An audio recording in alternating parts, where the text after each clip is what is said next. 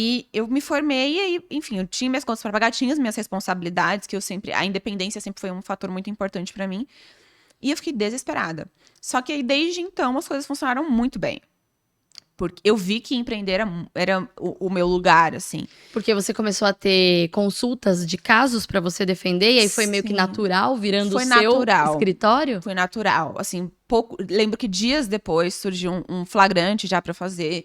E aí, na área que eu quero, né? Que eu sempre quis o criminal. Eu lembro, você comentou que antes de fazer o direito, você já lia livros Exatamente. do criminal. Então, assim, me formei, fui desligada e eu já passei a trabalhar no criminal. Nos estágios, você teve oportunidade de fazer criminal? Então, viver um pouquinho disso? Coisa ou outra, assim, porque o último estágio...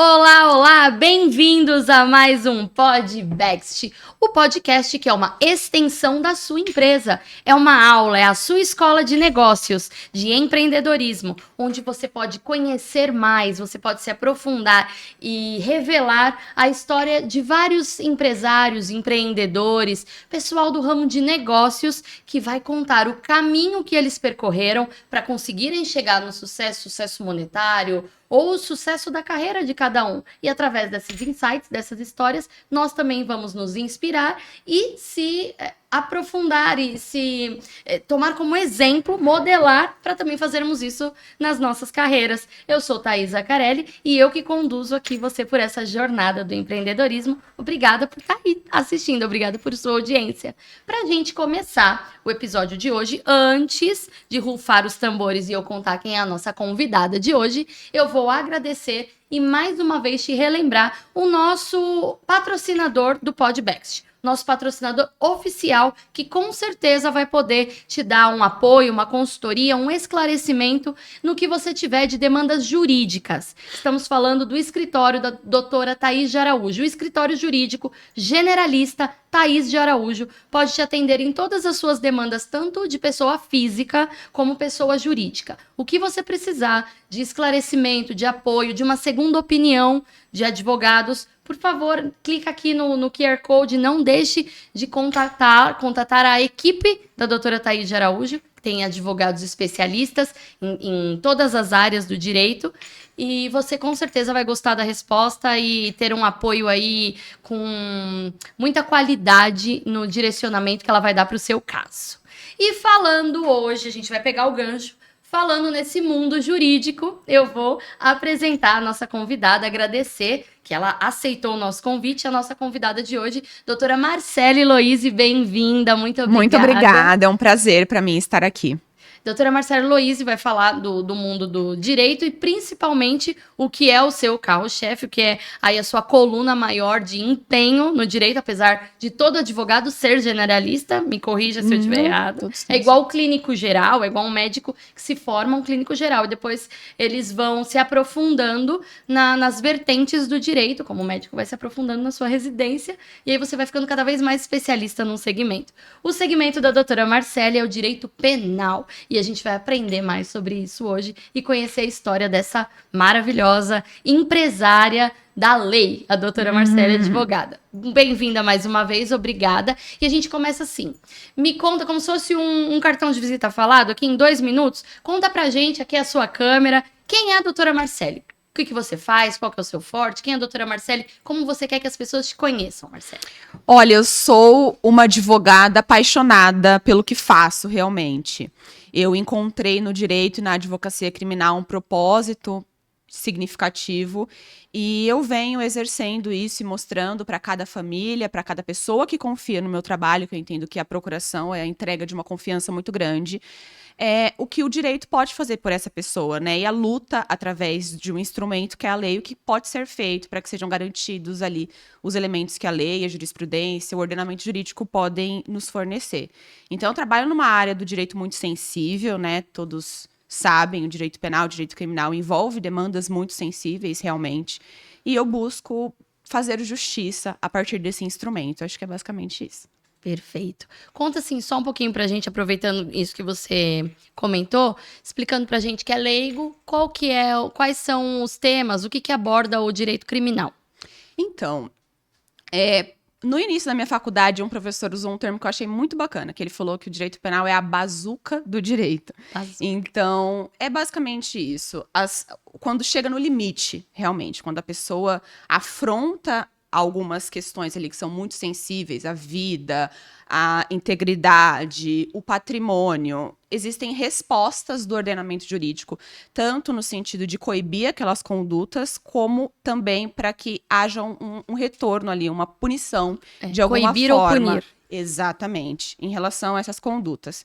Então, a galera sabe mais ou menos o que significa, né? Os crimes, então o direito penal trata de tudo isso. E na condição de advogada criminalista, eu posso atuar tanto na acusação como na defesa, atuo muito mais na defesa, mas envolve essas questões que são afrontas ao Código Penal ali, a crimes realmente, né? Contravenções penais, mas dentro desse âmbito. Resumidamente, é sempre contra a vida ou não? Tem penal que não são crimes relacionados à integridade da vida do alheia, a vida do próximo. Não é só a vida. Não é só a vida. A vida, ao patrimônio, a integridade sexual também. Então, são vários campos ali que são tratados, mas que envolvem crimes, contravenções penais, enfim, delitos. Né? Perfeito. Então a gente vai conhecer até desde o início qual que foi a sua trajetória para chegar até aqui, doutora Marcele. A gente sempre fala um pouquinho cronologicamente e isso faz também refletir, faz nos entender como que na vida infantil, na formação ali, na adolescência, como essas características ou esses comportamentos refletem, reverberam na escolha da profissão e na atitude que depois que o empreendedor que nós estamos entrevistando tomou e tomou o caminho aí pela sua vida adulta. Na sua infância, você lembra de características ou de vivências ou assistir filmes, alguma coisa que já te fazia admirar, já te chamava atenção por esse mundo do direito? Porque o direito a gente vê muito em filme, né?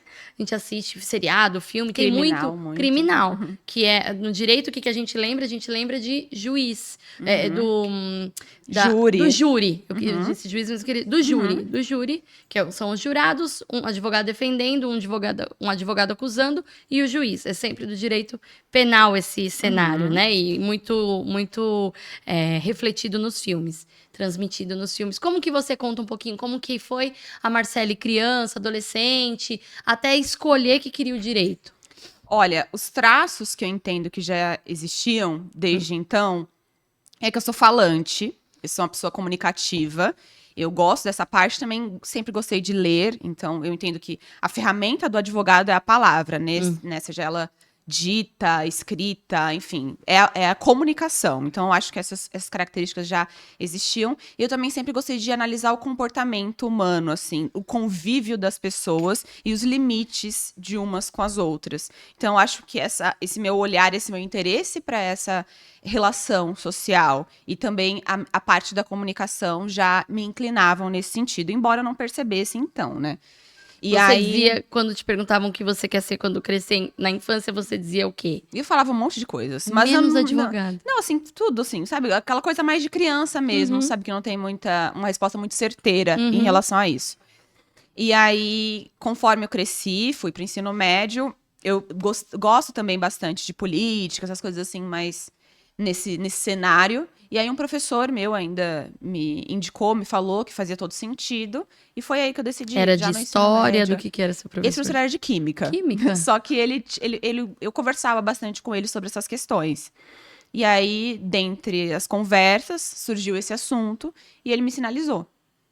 E que você teria bastante aptidão e vocação para essa área. Exatamente. E desde então, assim, eu percebi que realmente amo o que faço, não me vejo fazendo outra coisa.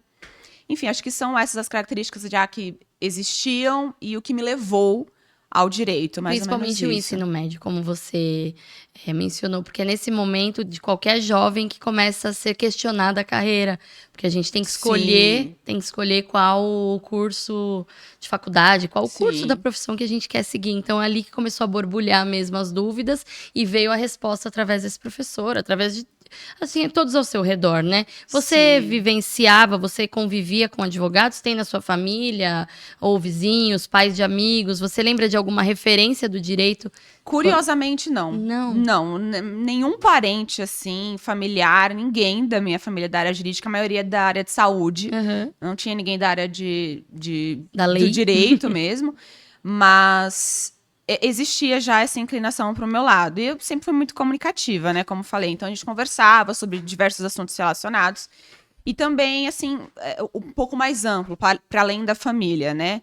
A questão de observar o tratamento da polícia, algumas questões, assim, que já eram perceptíveis dentro da minha realidade. Então, isso que foi me inclinando já para o direito criminal, porque antes mesmo de entrar na faculdade, antes mesmo do direito, o direito criminal já me chamava atenção. Eu já lia livros, gostava de ler Drauzio Varela, algumas histórias nesse sentido. Que é o do Carandiru, né? Só pra Sim, contextualizar o pessoal. sim. Ele é o médico que atendeu na chacina do Carandiru. Era o médico que atendeu os presidiários da maior cadeia que teve em São Paulo, que foi desativada ali nos anos 90, né? Isso.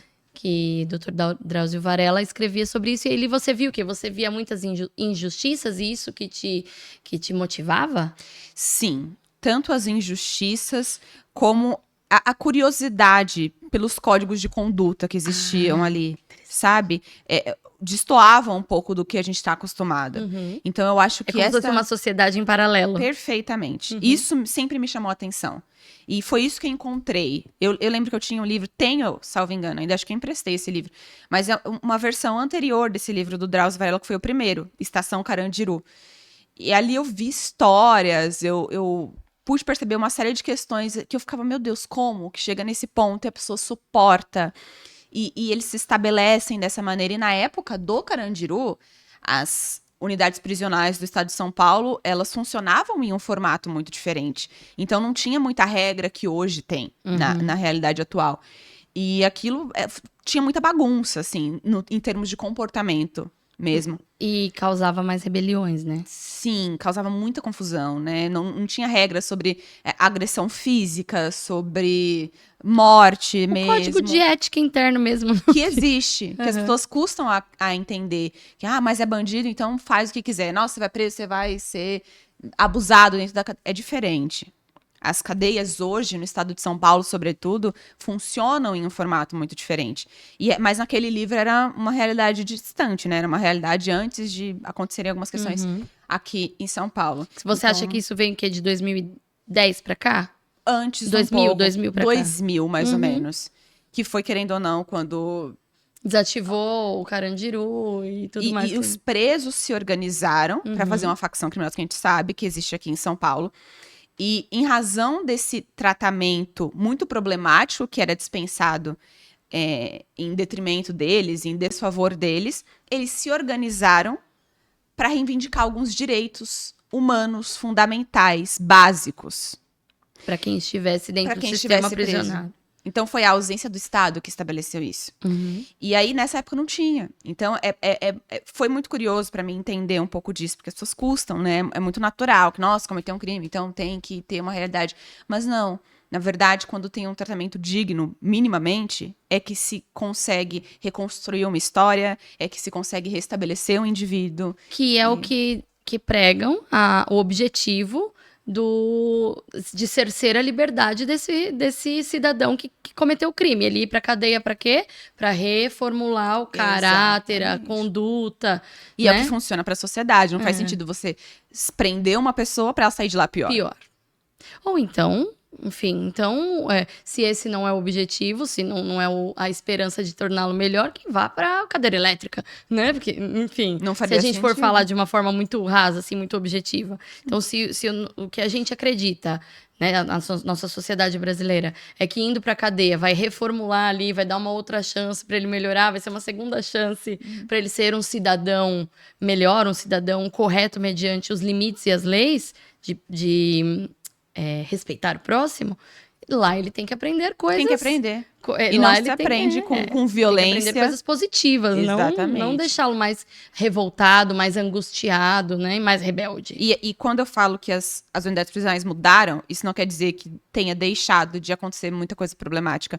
Eu tenho um cliente que ele virou usuário de cadeira de rodas. Ele lá passou na cadeia? Sim, Ele entrou por agressão de agente policial. Então... Ele entrou caminhando normal Caminhando, jogava bola. Jogava futebol.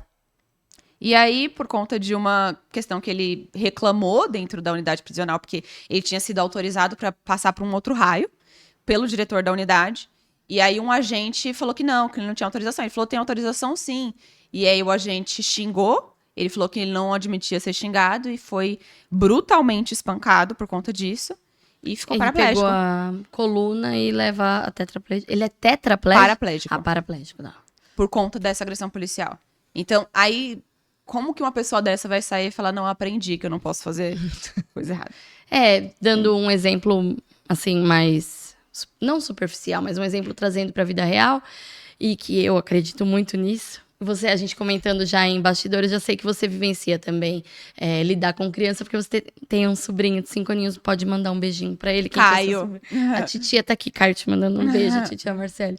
É a mesma coisa que nós falarmos, não, eu tenho que educar, eu tenho que ensinar meu filho a não ser agressivo, e eu vivencio porque eu tenho um de 8 anos e um bebê de 2 aninhos. E desde do meu primeiro filho, isso é uma super verdade pra mim, assim, é o que me designa para maternar nessa forma. Como eu vou bater nele, como eu vou ser violenta com ele, dizendo para ele não bater. Não, por exemplo, 2 crianças brincando pro meu filho. Não, Marquinhos, não bate no Caio. E eu vou e dou um tapão nele. Não faz sentido. Não faz sentido. Como que eu vou incentivar a não violência sendo violenta? Ou não grita! E gritando com o pobre coitado. Exato. E a sociedade tem um costume, realmente, de achar que pode indicar soluções para execução de pena. Não, tem que acontecer isso para poder formular. Tem que tirar a saída temporária, tem que não sei o que. A sociedade, ela quer, né, ir mudando o código. E não sabendo sobre isso. Porque o direito é uma ciência. A gente estuda o que funciona. Existem estatísticas, existem metodologias. E não é, não, para mim funciona dessa maneira. Tudo bem, você pode achar que a vingança é uma ferramenta, você pode ter raiva dessa realidade, mas a gente precisa pensar em eficiência. E pensando em eficiência, não faz sentido. Então, é muito isso mesmo que a nossa Constituição, o que todo mundo bate nessa tecla, seja muito antiga, né? Ela foi escrita há mais de 40 anos? A Constituição é de 1988, mas o Código Penal é de 1940. Nossa, o Código Penal é de 40. Antiguíssimo. Claro que teve atualização nesse meio tempo, pequenas. Várias atualizações, mas ainda assim tem várias questões ali, né? É muito antigo, tem vários problemas ali. E não se tem projeto de fazer todo um Código Penal novo? Tem. Mediante o que é a nossa realidade atual, né? Mudamos de milênio. Mas qual que é o problema? O nosso legislativo também não entende da ciência do direito. Então, quando se fala em mudanças, por exemplo, recentemente teve uma mudança relacionada ao crime de feminicídio. Aumentando a pena. Ok, vamos aumentar a pena de feminicídio. Quando um homem está diante de uma mulher e ele, que vem de um contexto muito machista, muito misógino, com uma problemática efetiva em relação ao papel da mulher na cabeça dele, e ele está diante de uma mulher, ele tem coragem de matá-la, não vai ser o fato de que a pena é maior 10 anos que vai impedir. Não mesmo. Não é isso.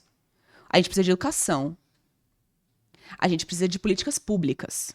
Não é a pena que vai impedir um homem. Se o homem tem coragem de matar uma mulher, tem que agir no preventivo, ele não vai e não mudar por causa de 10 anos de pena. Tem que agir no preventivo e não no... Exatamente. No penal, na penalidade depois. E né? eu entendo então no reativo depois. Exato. E eu entendo que prevenir demanda tempo. Isso é um fato.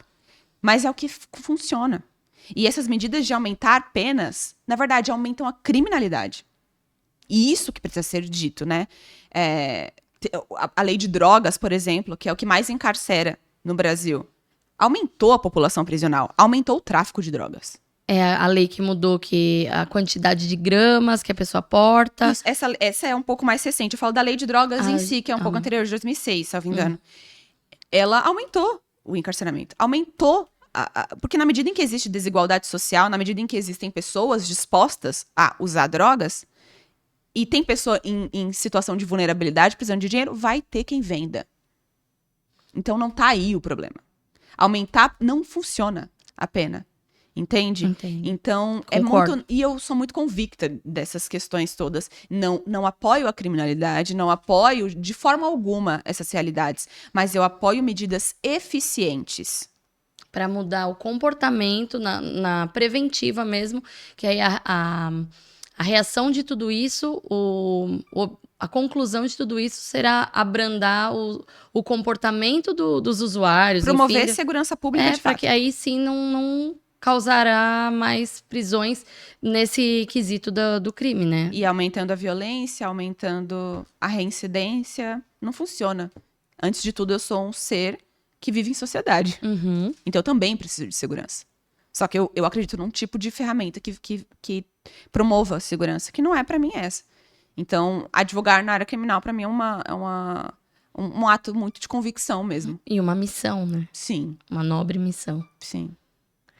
Então, a gente, trazendo um pouquinho aqui para nossa realidade também, aproveitem que está sendo uma aula de direito aqui pra gente. Se você ainda tem dúvidas, muitos jovens que nos assistem, vocês podem também se deleitar sobre cada assunto que a gente traz. Hoje, uma aula aqui do direito, né? Porque, inclusive, quando a gente é nessa idade que mencionamos da área da escolha vocacional, é interessante ouvirmos um pouquinho de cada profissional. E hoje a gente tem essa oportunidade de ouvir, de ti, doutora, como que é a vivência no direito criminal, né? Como que acontece?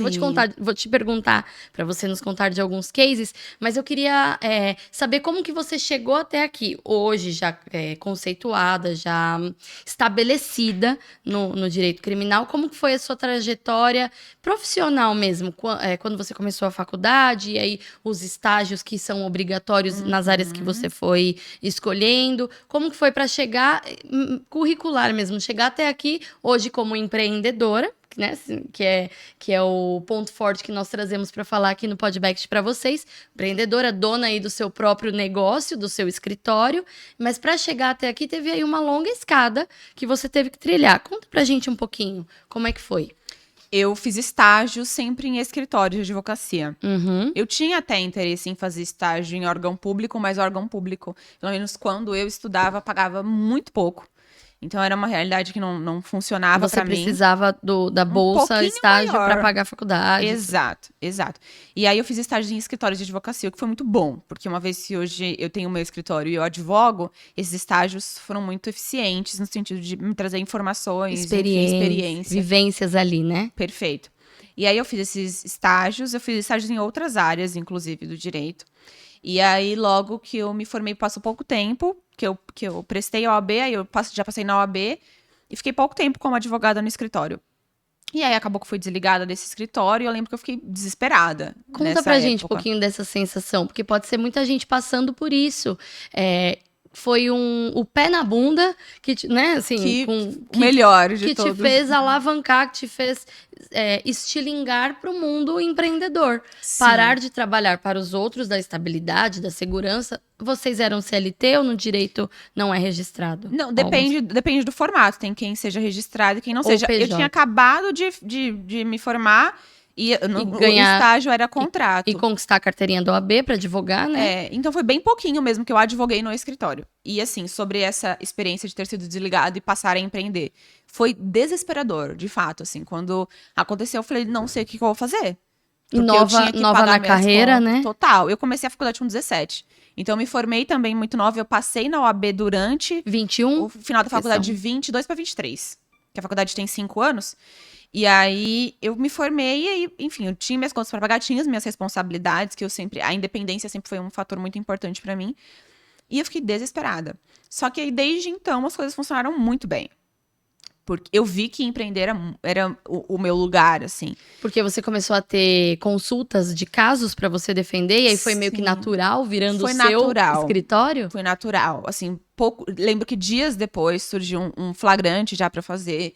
E aí, na área que eu quero, né? Que eu sempre quis o criminal. Eu lembro, você E aí- comentou que antes de fazer o direito, você já lia livros do criminal. Exatamente. Então, assim, me formei, fui desligada e eu já passei a trabalhar no criminal. Nos E estágios, funcionava você muito teve melhor. oportunidade de fazer criminal? Então, Viver um pouquinho coisa disso? ou outra, assim, porque o último estágio que eu fiz era na área de família. Então, tinha uma coisinha ali de violência doméstica, algumas poucas questões. Mas eu Outros- estudava em paralelo também. E outros estágios em outras áreas que você teve mais que direito administrativo? Foi cível, eu fiz estágio em cível mais. Mas tinham casos, assim, específicos. Era um escritório boutique, esse último que eu trabalhei, que é um escritório menor.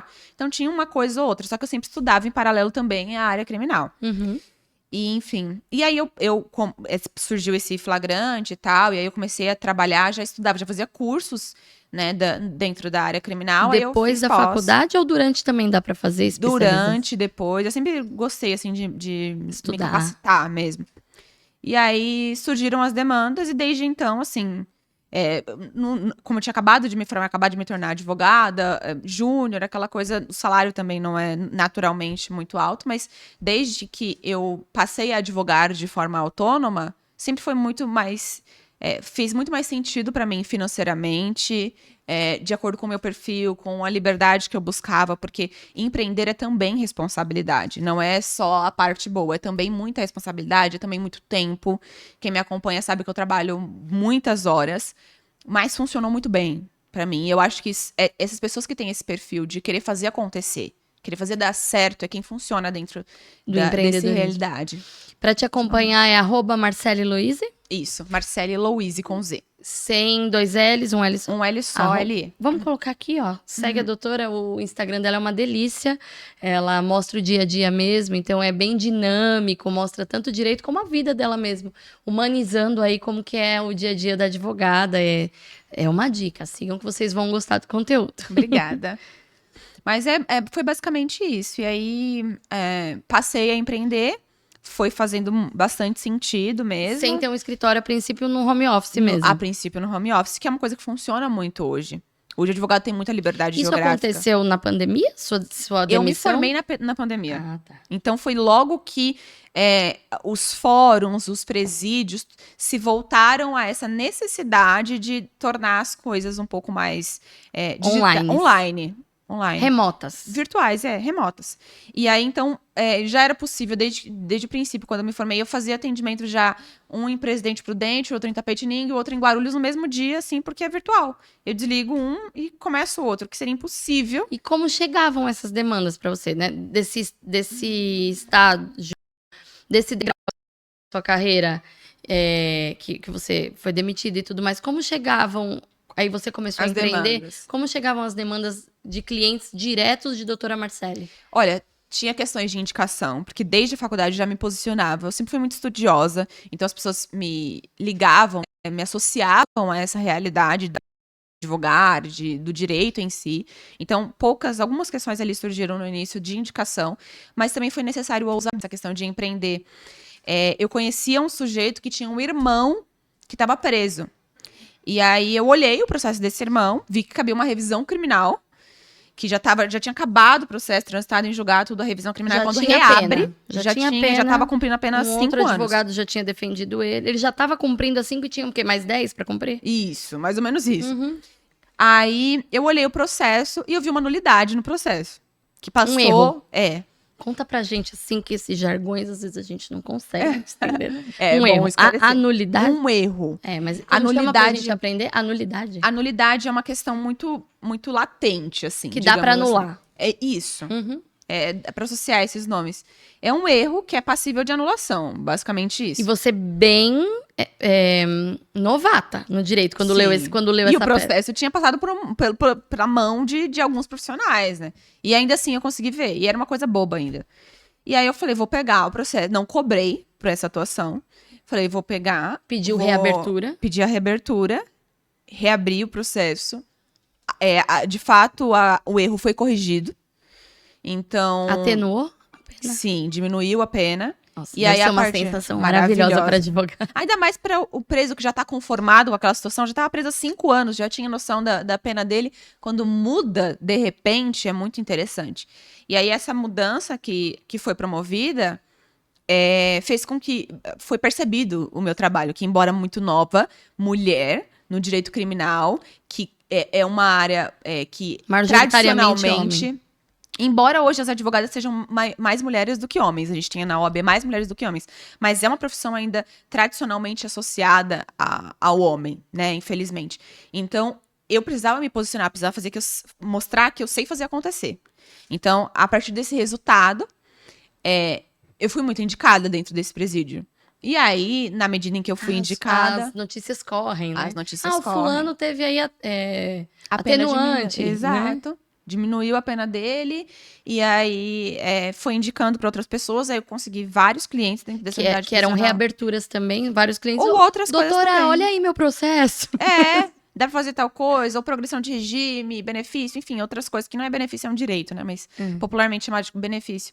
E aí foi acontecendo, né? Foi atuando mais, e eu postava um pouco sobre a minha atuação, sobre a minha... Lá no comecinho. No Instagram, que eu entendia que aquilo era necessário. Eu não era muito de postar, assim.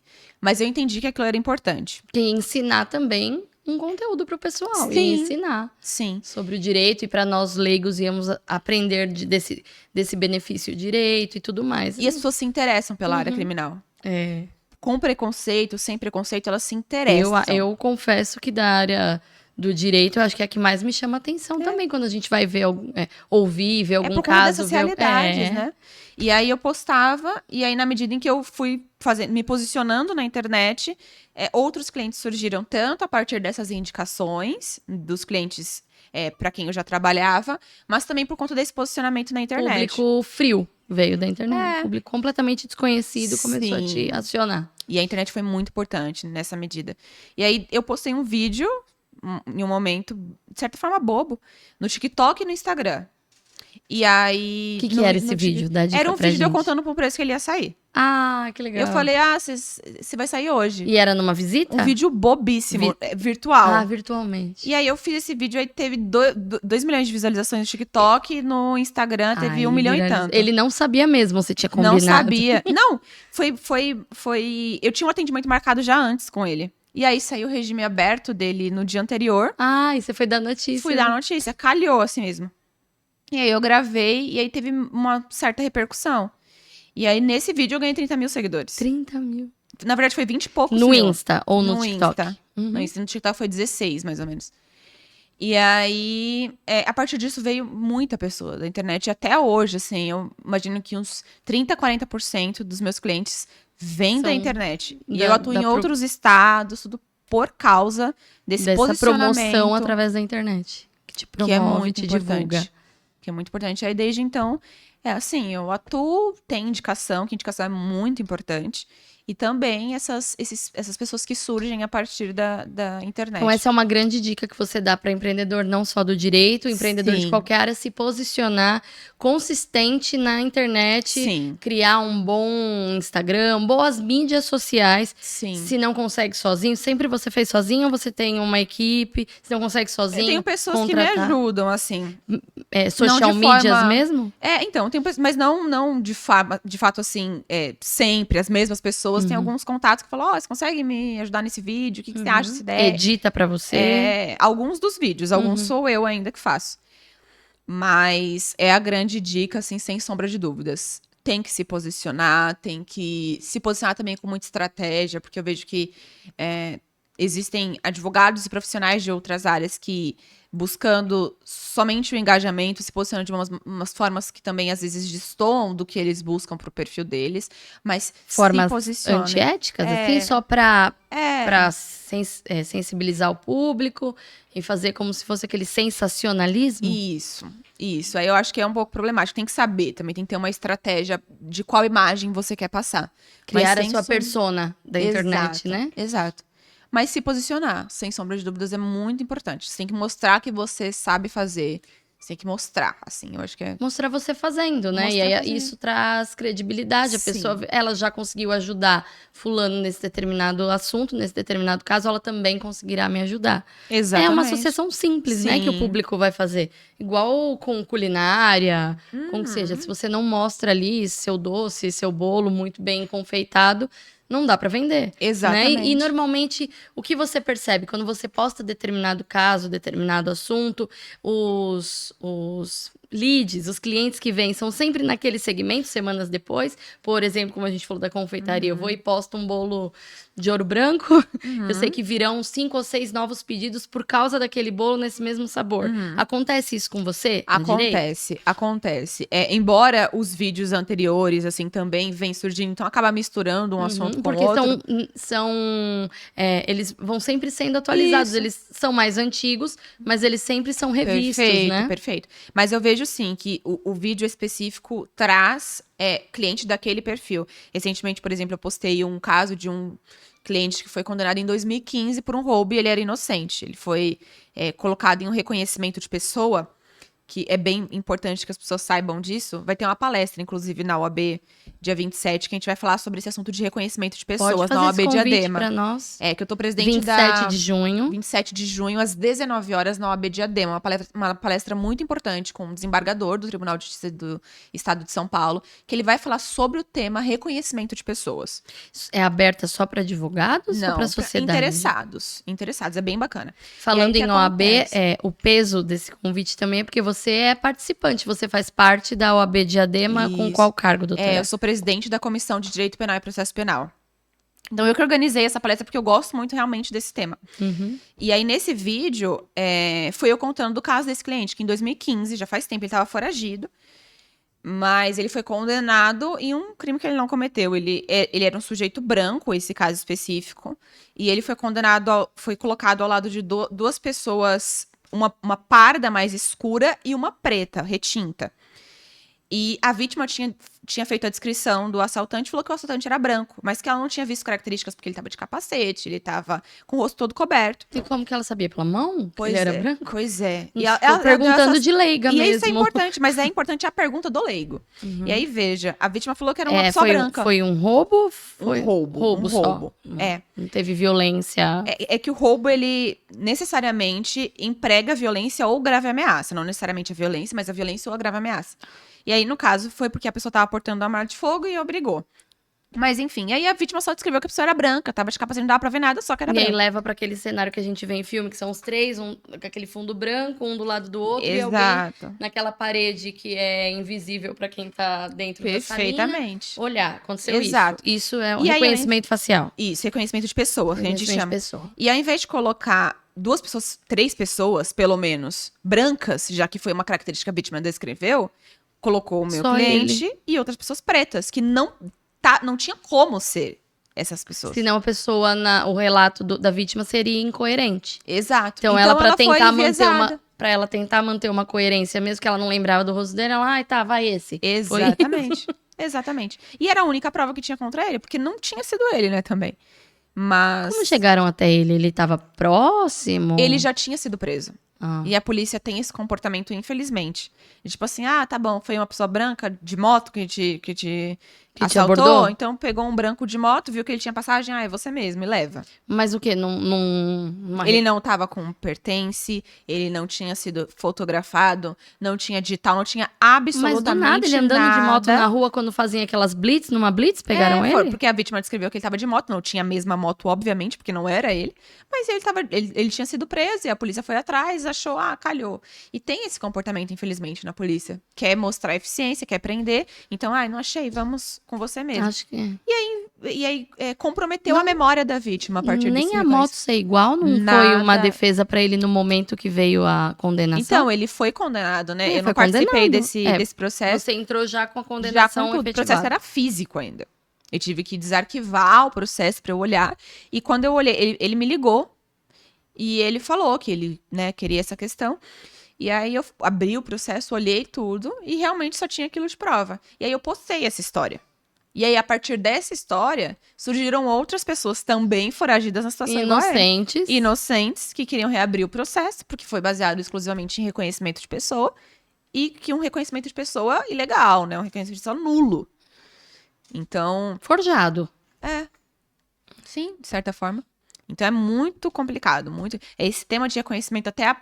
não é porque a vítima quer prejudicar uma pessoa inocente. É porque, de fato, ela confia na polícia. Ela nem tem noção muito do E que aí, ela... psicologicamente falando, quanto menos eu quero me deparar com aquela situação traumática que eu vivi, eu vou olhar qualquer um e vou falar, foi esse E mesmo. você tava Porque nervoso eu não no quero momento. reviver isso, eu nem olhei, né? Não defendendo a vítima, mas empaticamente, né? Se colocando no lugar dela, acho que foi, você lembra? Foi esse. Não é que ela tá querendo mandar um inocente pra cadeia. Eu falo isso, eu falo bastante isso. Não, eu não estou falando sobre o interesse da vítima em prejudicar uma pessoa. Eu estou falando sobre a necessidade de que...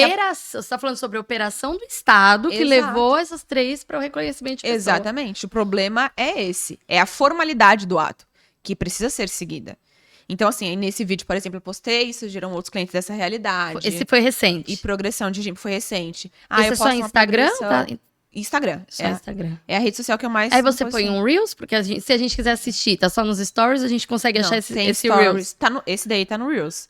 Mas tem Stories, eu faço posts, assim, de vários formatos. Certo. Deixa lá nos destaques pra gente assistir depois. Pode deixar. É bem legal essa história também, assim. Mas sempre, você perguntou se vem os clientes do formato... se vem no mesmo assunto.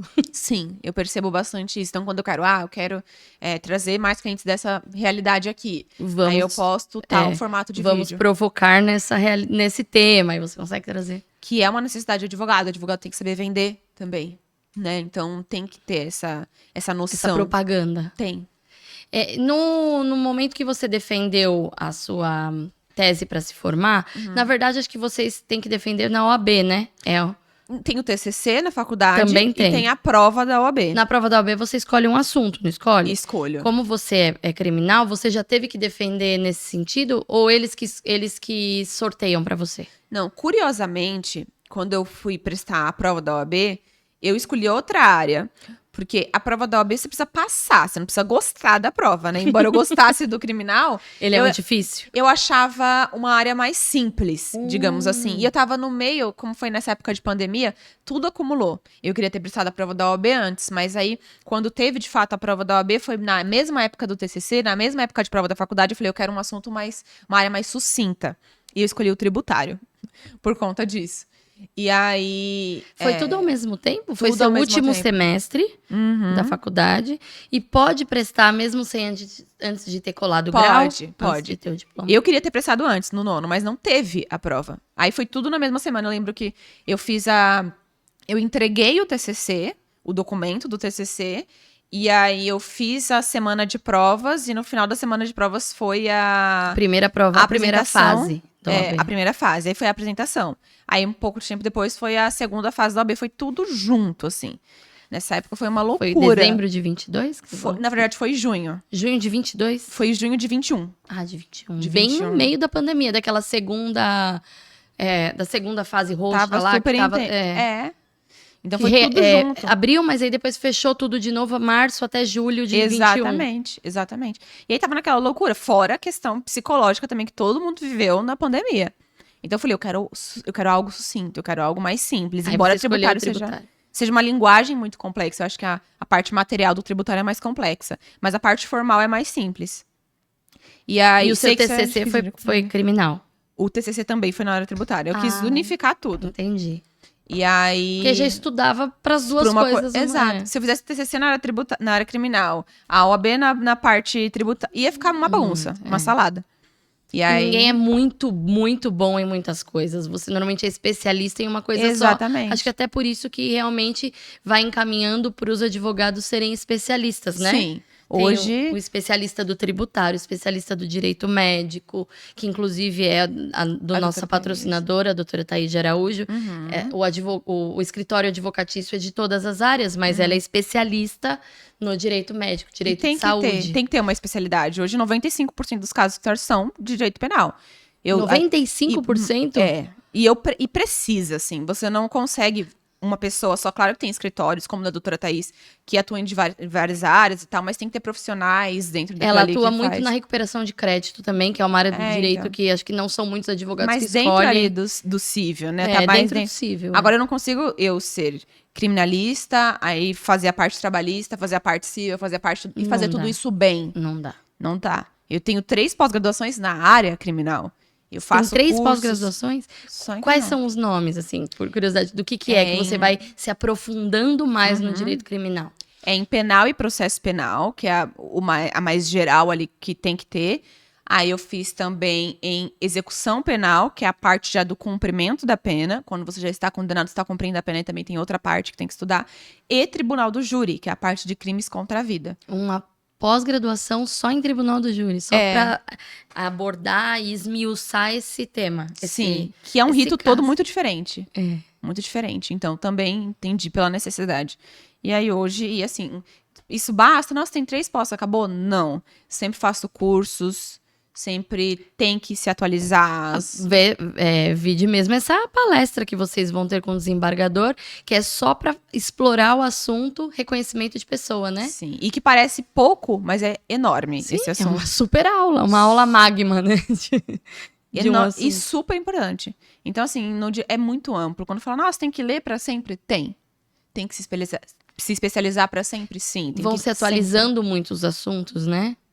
Não é estático, né? Sempre muda sempre, então a gente tem que sempre atualizar. E trazendo de novo para essa área do empreendedor, da empresária, como advogada, mas a empresária, Marcele, como você acha que uma consultoria, um olhar de fora, como você mesma confessou que precisa na área do marketing, às vezes, para direcionar suas postagens, para fazer elas terem mais resultados, mais visualizações, a gente trazendo para nossa consultoria da Bext, que é uma extensão da sua empresa, independente qual área seja, nossa equipe consegue trazer soluções, trazer ideias para que a sua empresa saia ali, às vezes, daquela estagnação financeira ou daquele problema com pessoal mesmo. Enfim, às vezes minha empresa está com muita recontratação, né, com um turnover muito grande de pessoas e tudo mais. Como você acha, dentro do seu cenário, que é importante, que traria um benefício para o seu escritório, para a sua carreira, essa opinião, essa contratação de uma consultoria, mesmo que fosse um programa rápido, como nós temos ali de 1 mês e meio, 2 meses, mas te dando um norte e te aconselhando para fazer guinar aí as suas... os seus ganhos, os seus reconhecimentos e a capacidade de efetivar os seus negócios através dos caminhos que a consultoria vai te dar.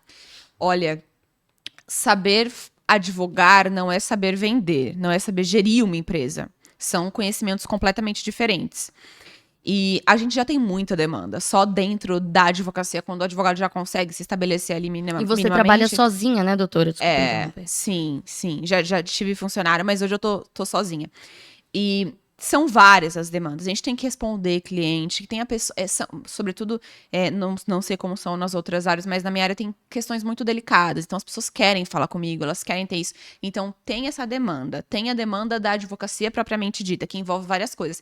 E aí você pensar em vender, você pensar em... cobrar, porque às vezes tem que ter marketing, cobrança. você pensar na organização do financeiro, você pensar em um monte de coisas, é importante delegar essas funções para que você consiga se dedicar de forma mais efetiva na advocacia e fazer com que o negócio flua. Então, eu entendo que se amparar nessas outras possibilidades, né, nesse que a Bext pode fornecer, é muito interessante também para conseguir crescer. Né? Porque ninguém consegue fazer tudo sozinho e de forma excelente. É importante ter apoio. O de todos nós só tem 24 horas. Embora pudesse ser mais. Mas é exatamente isso. Acho que pro empreendedor é muito interessante, é muito importante. Não me restrinjo à minha realidade, mas da advocacia como um todo, que é onde eu consigo explicar melhor, eu entendo que delegar essas funções seja muito interessante para o crescimento do negócio, sem sombra de dúvida, até pelo tempo mesmo.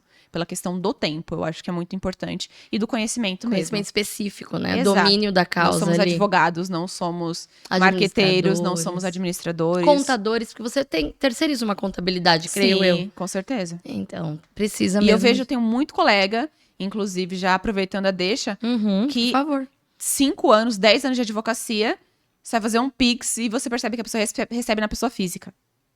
E às vezes no criminal. Então, assim, tem que ter cuidado, tem que abrir a pessoa jurídica, tem que se apoiar em profissionais que têm conhecimento naquilo. Então, eu acho que é muito importante, sem sombra de Abrir a dúvidas, conta ter de esse cuidado. CNPJ, né? São preocupações a menos. E o que o advogado precisa mais do que se preocupar com menos coisas? Acho que é Pra ter elementar. ali a Né? mente mais limpa para focar ali na escrita da defesa, numa análise mais tranquila de um processo para reabrir, para ganhar Perfeito. atenuantes. Então, acho o trabalho de vocês sensacional. Delegar. Delegar. Falando nisso, eu vou pegar aí um gancho que você disse anteriormente. Atualmente eu estou sem funcionários. Uhum.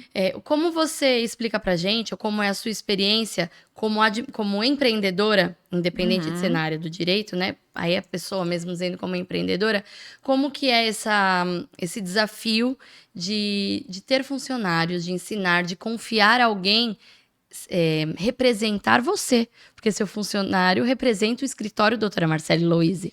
Como que é essa vivência, o que você pode contar pra gente? Às vezes, porque a gente não tá contando aqui só das vitórias, né? São os percalços que também te fazem aprender e tudo mais. Sem sombra O seu de problema dúvidas. pode ser o problema do outro, Com né? O problema de certeza. quem tá nos assistindo. Com certeza. Existe uma identidade, né? As pessoas não me contratam por qualquer razão. Elas se identificam em alguma medida e querem que eu deposite essa minha identidade na minha atuação. Então, delegar as funções dentro de um escritório, a gente precisa que a pessoa faça não só bem, porque eu acredito que muitas pessoas façam muitas coisas bem, enfim, mas dentro da nossa identidade. E contratar uma pessoa e depositar essa identidade também demanda tempo. E aí, mais uma vez, por isso que é importante. Eu contratei uma pessoa maravilhosa, hoje ela já é advogada, somos amigas, mas na época eu não tinha condições de depositar tempo, realmente. Pra ensiná-la. Então, foi essa a questão que me fez desligar essa pessoa na época e falar, não, eu preciso reservar um tempo para eu contratar uma pessoa, para eu ensinar essa pessoa, para que então ela consiga fazer dentro do formato que eu preciso. Então é muito desafiador, muito desafiador. Contratar é muito desafiador. E não é porque eu sei advogar e porque eu sei fazer da minha forma que eu sei ensinar outra pessoa a fazer da minha forma e que eu tenho tempo hábil para isso. Porque geralmente o advogado ele contrata quando já tá com muita tarefa. E eu tô nessa realidade, eu tenho muito. É preciso. Entendeu? Então, são capacidades, são técnicas para além da advocacia que são necessárias e que é interessante ter um apoio. É duplicar você, né? Sim. Duplicar como você gere os processos, como você pensa cada resposta, cada solução para dar ali para cada caso que chega até você. Sim. Então, escalonar o seu processo de trabalho. Sim. E você pensa aí a médio prazo A curto. A curto prazo você precisa de mais braços. Sim, E de mais vozes para se representar. Sim, sem sombra de dúvidas, preciso. E é uma coisa que eu quero me debruçar mesmo e seria interessante esse apoio, né? Porque é desafiador. E quanto antes isso for feito, depois vai sobrar mais tempo pra mim, né? Na medida em que eu consiga ter outra pessoa fazendo parte das minhas funções. Sim. Então, que você ensine o caminho das pedras e aí você vai conseguir largar a mão de algumas tarefas, e me dedicar delegar a outras. e se dedicar com tempo a outras e vai trazer mais resultados. Exatamente. Então, é bem por aí. Perfeito. Então, eu acho que a gente aprendeu muito nesse episódio. Nós somos muito gratos à sua generosidade em nos ensinar, em dividir das suas experiências, dividir das suas vivências, que, né, enfim, muita gente não diz que guardaria para si, ou eu passei por todo esse caminho, eu passei por todas essas pedras, então que os outros também passem, enfim. Imagina. Mas você teve essa opção e essa visão generosa de nos contar, de nos ensinar. Então, você tem enorme aqui o nosso agradecimento, o nosso reconhecimento e honra a sua capacidade profissional, a tudo que você já conquistou até agora em tão pouco tempo, tão nova, tão prodígia aí do direito, já com tanta expressividade na sua área penal. Parabéns pela diretoria da área, diretoria do segmento penal da OAB de Diadema. Isso. Parabéns por essa conquista, por essa escolha, né? Grandes são os méritos, grandes são as exposições, os espelhos, mas grandes são as responsabilidades por trás de tudo isso, né? Já diria ali o tio do Peter Parker, né? Grandes são os seus poderes, enfim, mas grandes são as responsabilidades. Sim. Porém, por trás disso também, isso se aplica a tudo que você foi colocando os pés, mesmo antes de saber se ali ia dar caminho, Sim. né? Que aí também incorre no que você disse pra gente sobre a ousadia, que é uma grande Sim. característica, apesar, né, da sua pouca idade, mas é da sua personalidade isso. Então, parabéns aí em forma tripla, todo o nosso reconhecimento, toda a nossa gratidão. E mais uma coisa, é muito honroso e muito pesado para nós, no sentido muito positivo, de que os casos penais que chegam para a Bext através do escritório da doutora Thaís de Araújo, o que for do segmento penal, nós temos esse grande apoio, esse guarda-chuva aqui para apoiar e para destinar as causas, porque há um braço da nossa Bext, da parte jurídica criminal, é feito com a doutora Marcele. Então, se vocês gostaram, se vocês querem acioná-la, tem como acioná-la através das redes sociais dela, mas se você é cliente Bext, se você precisa de um cenário ali, de uma solução maior para a tua empresa e também precisa de uma solução criminal dentro desse assunto todo aí da melhoria para a tua empresa, essa parte criminal, na parte penal, a advogada que vai te amparar, te dar consultoria do que fazer no melhor caminho é a doutora Marcele, que ela está no nosso grupo de consultores da parte jurídica da consultoria Bext. Mais uma vez, obrigada. Se você quiser deixar Muito um recado para todo mundo que aí fez parte da tua carreira para chegar até aqui, um recado para os seus clientes, para, enfim, acalmá-los ou destiná-los aí o que for. Agora o microfone, enfim, a câmera é sua. Esse podcast foi bastante diferente, porque aqui eu trouxe um pouco mais da minha visão na condição de empreendedora. Isso. Né? Eu sei que você já deu entrevistas em outros podcasts. Sim. Como advogada, né? E eu achei bem importante isso, né? Porque vocês optaram por confiar em uma advogada jovem, mulher, e eu acho isso muito interessante. Então, agradeço também essa oportunidade e também convido a todos que conheçam o trabalho, que eu fiquei muito admirada, eu não tinha nem entendido de tão amplo que é, de tantos braços que a consultoria faz. Braços que existem, achei muito bacana, também convido a conhecê-los, aliás, a conhecer as questões todas do podcast, né, e da Bext como um todo. Então, eu agradeço também a confiança de todos. Novamente, falo sobre essa questão do posicionamento na internet e de delegar, que isso é muito interessante e serve para mim também. Então, muito obrigada. Imagina, obrigada a você. Mais uma vez, a gente agradece o seu acompanhamento aqui. A gente te agradece sempre por ficar até o final com a gente agradece o seu apoio. E esse foi mais um episódio do Podbext, um episódio muito recheado de assunto sério, assunto pesado, mas a gente falou de um assunto difícil, um assunto pesado de forma doce e leve aqui com a nossa princesa do direito criminal, doutora Marcele. Fica aqui com a gente, pode comentar aqui, deixar sua dúvida, o seu comentário, sua sugestão, enfim, a sua reclamação para a gente melhorar, porque a nossa equipe responde mesmo, a gente te ouve, pode nos seguir, pode conversar com a gente no direct, que a gente quer ouvir a sua opinião e quer te trazer para perto, quer trazer você próximo. Inclusive, a doutora Marcele vai acompanhar todos os comentários do episódio aqui com ela, o que você quiser deixar de recado, comentar, elogiar, enfim, por favor, escreve aqui o seu comentário pra gente. Eu sou Thaís Zaccarelli, nós ficamos por aqui. Esse foi mais um episódio do Podbext, que é o seu podcast de empreendedorismo, porque a Bext é uma extensão da sua empresa ou da sua futura empresa, que nós possamos te inspirar a ser empreendedor também, ter essa ousadia, essa coragem, porque se ela conseguiu, se todos os outros conseguem, por que você não vai conseguir? O que qualquer outro ser humano consegue, você buscando instrução, buscando exemplos para se inspirar, você consegue também. Conte com a gente. Esse foi mais um Podbext. Muito obrigada. Até quarta que vem.